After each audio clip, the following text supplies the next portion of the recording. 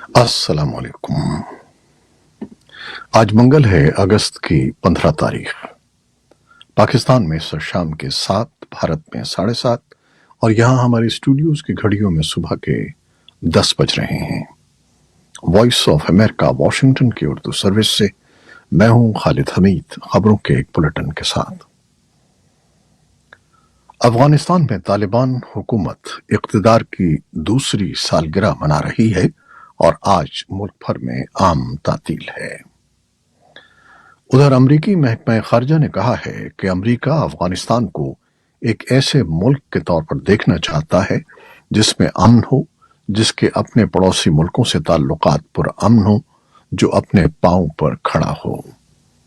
محکمہ خارجہ کے ترجمان میتھیو ملر نے یہ بات پیر کو معمول کی پریس بریفنگ کے دوران کہی۔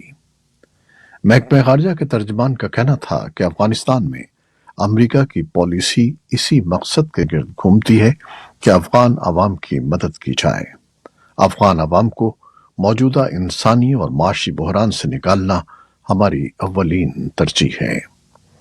ان کا کہنا تھا کہ امریکہ انسانی ہمدردی کی بنیاد پر افغانستان کو سب سے زیادہ امداد دینے والا ملک ہے، اور ہم نے اگست سن 2021 کے بعد سے افغانستان کو زندگی بچانے والی اشیاء کی مد میں 1.9 ارب ڈالر کی امداد دی ہے۔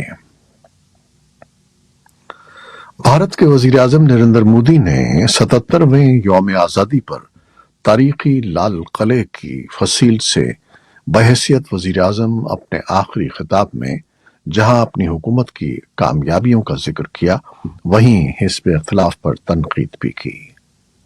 انہوں نے اپنے 90 منٹ کے خطاب کا آغاز شمال مشرقی ریاست منی پور میں ہونے والے نسلی فساد کے ذکر سے کیا اور کہا کہ کچھ دنوں سے وہاں قیام امن کی خبریں آ رہی ہیں۔ انہوں نے منی پور کے عوام سے اپیل کی کہ وہ اسی طرح امن قائم رکھیں۔ وزیر اعظم نے آئندہ کے 5 برس کو ملک میں غیر معمولی ترقی کا سال قرار دیا۔ ان کے بقول سن 2014 میں بھارت عالمی معیشت میں 10ویں نمبر پر تھا اور اب وہ 5ویں بڑی معیشت بن چکا ہے۔ جنوبی صوبہ سندھ میں ایک ممتاز مقامی صحافی کو اتوار کے روز فائرنگ کر کے ہلاک کر دیا گیا۔ مقامی رپورٹس کے مطابق سندھی زبان کے cable television network KTN news کے بیورو چیف جان محمد مہر کو نامعلوم حملہ آوروں نے قریب سے کم از کم 4 گولیاں مار دیں۔ ان پر یہ حملہ اس وقت کیا گیا جب وہ کام سے گھر جاتے ہوئے سکر شہر کے ایک مصروف تجارتی علاقے سے گزر رہے تھے۔ مہر 40 کی دہائی میں تھے اور ہسپتال جاتے ہوئے دم توڑ گئے۔ اس کیس سے واقف ایک شخص نے وائس آف امریکہ کو بتایا کہ ابھی تک اس ہلاکت کی کوئی واضح تفصیل سامنے نہیں آئی ہے۔ وائس آف امریکہ نے تفتیش میں شامل پولیس حکام کو فون کیا لیکن کوئی جواب نہیں ملا۔ مہر کے قتل سے 1 ہفتہ قبل سندھ کے قصبے احمد پور میں نامعلوم حملہ آوروں نے ایک اور صحافی غلام اصغر کھنڈ کو ان کے گھر کے قریب گولی مار کر ہلاک کر دیا تھا۔ بھارتی ریاست ہماچل پردیش میں سیلاب اور لینڈ سلائیڈنگ کے باعث لاپتہ ہونے والے افراد کی تلاش جاری ہے اور اب تک 65 افراد کی ہلاکت کی تصدیق ہو چکی ہے۔ اتوار کو ہماچل پردیش میں شدید بارش کے بعد سیلاب کی وجہ سے کئی عمارتوں کو نقصان پہنچا، جبکہ مواصلاتی نظام متاثر ہونے سے ہزاروں افراد مختلف مقامات پر پھنس گئے۔ شمال میں مشہور شیو مندر پر تودا گرنے کے مقام پر اب بھی سرچ اینڈ ریسکیو آپریشن جاری ہے۔ جنوبی افریقہ میں پولیس نے جرائم کا ایک گروہ پکڑا ہے جو خطے میں پاکستانی شہریوں کو غیر قانونی طور پر مقیم ہونے میں مدد دے رہا تھا۔ سیکیورٹی کے تجزیہ کاروں نے بتایا ہے کہ اتوار کو اس آپریشن نے اس تشویش کو جنم دیا ہے کہ ہو سکتا ہے کہ بین الاقوامی دہشت گرد تنظیموں نے جنوبی افریقہ میں قدم جمانے کے لیے اس گروہ کی خدمات حاصل کی ہوں۔ وائس آف امریکہ کی ڈیرن ٹیلر کی رپورٹ کے مطابق قانون نافذ کرنے والے عہدیداروں نے وائس آف امریکہ کو بتایا ہے کہ وہ یہ نہیں جانتے کہ کتنے پاکستانی اور دیگر ملکوں کے باشندے اب تک غیر قانونی طور پر جنوبی افریقہ یا دیگر ہمسایہ ملکوں میں آ چکے ہیں۔ امور داخلہ کے وزیر ایرون موٹسلیڈی نے کہا کہ ان کے عہدیداروں نے گزشتہ برس جون میں بعض مشتبہ سرگرمیوں کا مشاہدہ کیا جن میں پاکستانی شہری بھی ملوث تھے۔ امریکی ریاست جارجیا کی ایک گرینڈ جیوری نے سابق صدر ڈونلڈ ٹرمپ اور 18 دیگر افراد پر سن 2020 کے صدارتی انتخابات کے نتائج تبدیل کرنے کی کوشش کے کیس میں فرد جرم عائد کر دی ہے۔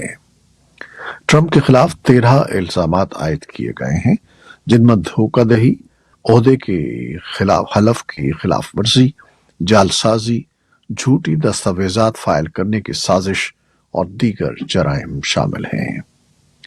ٹرمپ کی مہم نے سابق صدر کے خلاف عائد الزامات کی ٹائمنگ سے متعلق کہا ہے کہ یہ سن 2024 کی صدارتی دوڑ میں زیادہ سے زیادہ مداخلت کی کوشش ہے اور اس کا مقصد ٹرمپ کی مہم کو نقصان پہنچانا ہے۔ سابق صدر کے حامیوں اور ان کے ریپبلکن رفقا نے بھی سوشل میڈیا پر اس فرد جرم پر اپنی برہمی کا اظہار کیا ہے۔ امریکی ریاست ہوائی میں جنگلات کی آگ میں مرنے والوں کی تعداد بڑھ کر 99 ہو گئی ہے اور ریاست کے گورنر کا کہنا ہے کہ آئندہ 10 دنوں میں یہ تعداد دگنی ہو سکتی ہے۔ ماؤوی جزیرے پر ایک صدی میں امریکی جنگلات کی سب سے مہلک آگ کے بعد تباہ شدہ قصبے لاہائنا کے کھنڈرات کے صرف 1/4 حصے میں اب تک متاثرین کی تلاش کی جا سکی ہے۔ ہوائی میں لوگ اپنے لاپتہ عزیز و اقارب کو تلاش کر رہے ہیں۔ امریکہ نے پیر کو یوکرین کے لیے $200 ملین مالیت کے ایک نئے سیکیورٹی امدادی پیکج کا اعلان کیا۔ امریکی حکام کا کہنا ہے کہ یہ $6.2 بلین کے امدادی پیکج کی پہلی قسط ہے جو پہلے صدارتی ڈرا ڈاؤن اتھارٹی کے تحت منظور کی گئی تھی۔ امریکی وزیر خارجہ اینٹنی بلنکن نے ایک بیان میں کہا کہ اس امداد میں فضائی دفاعی گولہ بارود، توپ خانے کے گولے اور بارودی سرنگیں صاف کرنے کا اضافی سامان شامل ہے۔ بلنکن نے اپنے بیان میں کہا کہ ہر روز روس یوکرین کے شہریوں کو قتل کر رہا ہے اور شہری بنیادی ڈھانچے کو تباہ کر رہا ہے جبکہ بھوک کو ہتھیار بنا رہا ہے اور یوکرین کی شہری بندرگاہوں اور اناج کے بنیادی ڈھانچے کو تباہ کر کے عالمی غذائی عدم تحفظ میں حصہ ڈال رہا ہے۔ بلنکن نے مزید کہا کہ روس نے یہ جنگ شروع کی ہے اور اسے کسی بھی وقت یوکرین سے اپنی افواج واپس بلا کر اور اپنے وحشیانہ حملوں کو روک کر جنگ کو ختم کرنا ہوگا۔ انہوں نے کہا کہ جب تک ایسا نہیں ہوتا امریکہ اور ہمارے اتحادی اور شراکت دار یوکرین کے ساتھ متحد رہیں گے چاہے جتنا بھی وقت لگ جائے۔ روس کے جنوبی علاقے داغستان میں سڑک کنارے واقع ایک ورکشاپ میں لگی آگ کے قریبی گیس اسٹیشن پہ پہنچنے کے بعد ایک زوردار دھماکے کے نتیجے میں 3 بچوں سمیت 35 افراد ہلاک اور 105 زخمی ہو گئے ہیں جن میں سے کچھ کو علاج کے لیے ہوائی جہاز سے ماسکو لے جایا جا رہا ہے۔ داغستان میں منگل کو یوم سوگ کا اعلان کیا گیا ہے۔ 2 فوجی سرائے نے AFP کو بتایا کہ اتوار کو دیر گئے وسطی نائجیریا میں مسلح افراد کے حملے میں نائجیریا کی سیکیورٹی فورسز کے کم از کم 26 ارکان ہلاک اور 8 زخمی ہو گئے۔ اس کے علاوہ فضائیہ کے ترجمان نے کہا کہ زخمیوں کو بچانے والا ایک ہیلی کاپٹر پیر کی صبح اس علاقے میں گر کر تباہ ہوا جہاں فوج جرائم پیشہ گروہوں سے لڑ رہی ہے۔ انہوں نے یہ نہیں بتایا کہ عملہ اور مسافر بچ گئے ہیں یا نہیں۔ دونوں فوجی افسران نے شناخت ظاہر نہ کرنے کو کہا ہے کیونکہ وہ اس واقعے پر بات کرنے کے مجاز نہیں تھے جبکہ فوجی حکام تبصرے کے لیے دستیاب نہیں تھے۔ اسرائیلی فورسز نے اریحا میں ایک پناہ گزین کیمپ پر چھاپے کے دوران جھڑپوں میں 2 فلسطینیوں کو ہلاک کر دیا لیکن یہ واضح نہیں ہو سکا کہ آئے دنوں ان جھڑپوں میں ملوث تھے یا نہیں۔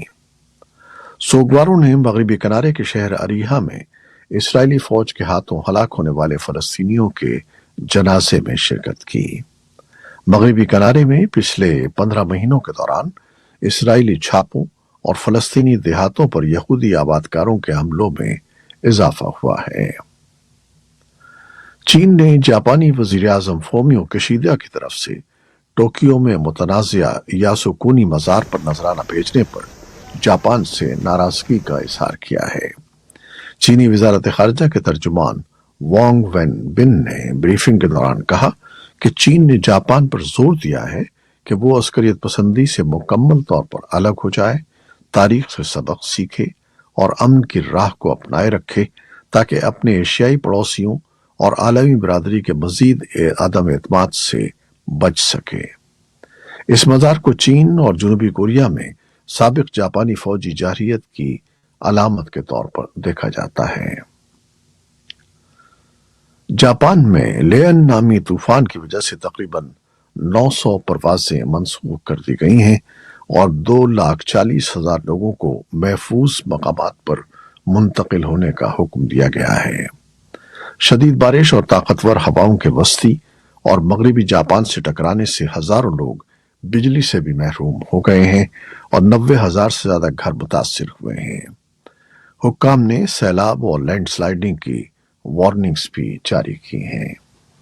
یہ تھیں وہ خبریں جو فیس بک لائیو پر ہم نے آپ کے لیے پیش کی۔ ہماری ویب سائٹ، یوٹیوب اور پوڈ کاسٹ پر یہ بلیٹن آپ کے لیے پوسٹ کر دیا جاتا ہے۔ آپ ہمارے بلیٹن کو شیئر کرتے ہیں اور اپنے کمنٹس میں اپنی محبتوں کا اظہار کرتے ہیں، جس کے لیے ہم آپ کے بے حد ممنون ہیں۔ اپنی ان کوششوں کو جاری رکھیے گا۔ کیمرامین سید اصفر امام، نیوز پروڈیوسر عائزہ عرفان اور نیوز ایڈیٹر بہجت جیلانی کے ساتھ خالد حمید کو اب اجازت دیجیے گا۔ اللہ حافظ۔